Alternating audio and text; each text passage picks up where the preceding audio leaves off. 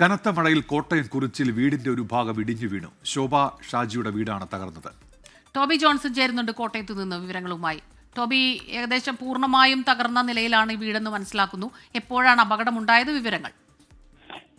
തീർച്ചയായിട്ടും ഇന്നലെ രാത്രി ഏകദേശം 9:30 ഈ സംഭവം ഉണ്ടായത് എന്നാണ് നമുക്ക് മനസ്സിലാക്കാൻ സാധിക്കുന്നത്. ഈ വീട്ടിൽ 6 പേര് താമസിക്കുന്നുണ്ടായിരുന്നു. പക്ഷേ ആ സമയത്ത് ഇവരാരും തന്നെ ആ ഒരു മുറിയുടെ ഭാഗത്തായിട്ട് ഇല്ലായിരുന്നു എന്നാണ് നമുക്ക് മനസ്സിലാക്കാൻ കഴിയുന്നത്. അടുക്കളയും അതുപോലെ തന്നെ അതിനോട് ചേർന്നുള്ള ഒരു മുറിയുടെ ഭാഗവുമാണ് പൂർണ്ണമായിട്ടും ഇടിഞ്ഞു വീണത്. ഏകദേശം വീടിന്റെ ഒരു 90% ഇടിഞ്ഞു എന്ന് തന്നെയാണ് അവിടെ നിന്ന് നമുക്ക് അറിയാൻ കഴിയുന്നത്. 6 പേര് ആ സമയത്തുണ്ടായിരുന്നു. പക്ഷെ ആ സമയത്ത് ഇവരെല്ലാം അപ്പുറത്തോട്ട് മാറിയത് കൊണ്ട് തന്നെ വലിയ അപകടം ഉണ്ടായില്ല എന്ന് പറയാം. എന്തായാലും താമസയോഗ്യമല്ലാത്ത ഒരവസ്ഥയിലേക്ക് മാറിയിട്ടുണ്ട്. കഴിഞ്ഞ കുറെ ദിവസങ്ങളായിട്ട് അതിശക്തമായിട്ടുള്ള മഴ പെയ്യുന്നുണ്ടായിരുന്നു. അതേ തുടർന്നാണ് ഈ വീട് നനഞ്ഞ് കുതിർന്നത്. അതിനെ തുടർന്ന് വീട് ഇടിഞ്ഞു വീഴുകയായിരുന്നു എന്നാണ് നമുക്ക് മനസ്സിലാക്കാൻ സാധിക്കുന്നത്. എന്തായാലും തുടർ നടപടികൾ സ്വീകരിച്ചു വരികയാണ്. വാർത്തയുടെ വിശദാംശങ്ങൾ ഇപ്പോൾ നൽകിയത്